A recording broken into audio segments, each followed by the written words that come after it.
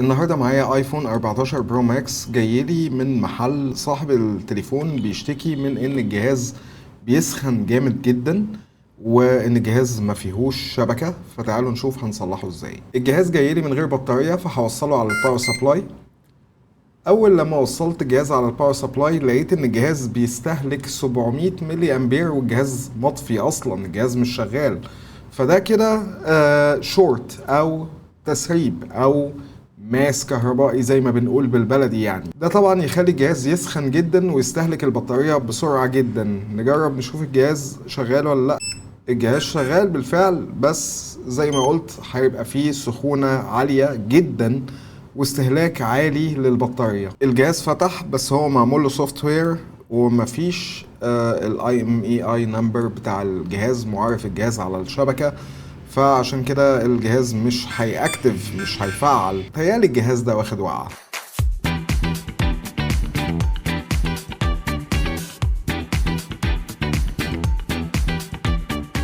هشيك على البوردة تحت الثيرمال ايمجر او الكاميرا الحرارية عشان اشوف السخونة مصدرها ايه. باين عندي ان السخونة في المكان ده بس من تحت، لان الجهاز ده عبارة عن بوردتين ملحومين مع بعض، فلازم افكهم عشان اشوف ايه اللي بيسخن تحت المكان ده.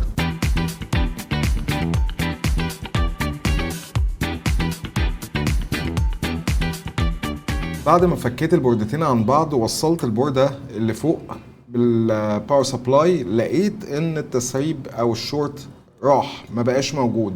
وده معناه ان مصدره جاي من البوردة اللي تحت اللي هي بوردة الشبكة، واحنا عندنا عطل شبكة اصلا. بالنظر تحت الميكروسكوب في بوردة الشبكة مفيش اي اثار لحرق.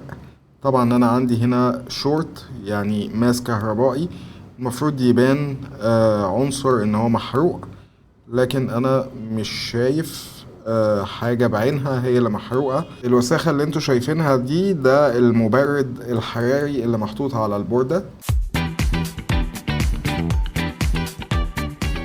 دلوقتي انا بستخدم الجهاز ده عشان اوصل البوردتين مع بعض بدون لحام، فلما بوصل البوردتين مع بعض في سحب امبير اهو فوق. لما هفصل البوردتين عن بعض بصوا سحب الامبير هيروح. بعد شوية فحص قدرت ان انا اكتشف المكون المسبب للمشكلة دي، وهو اي سي باور البيس باند. ده اي سي شبكة، فبمجرد ما نغير الاي سي ده هتتحل المشكلة.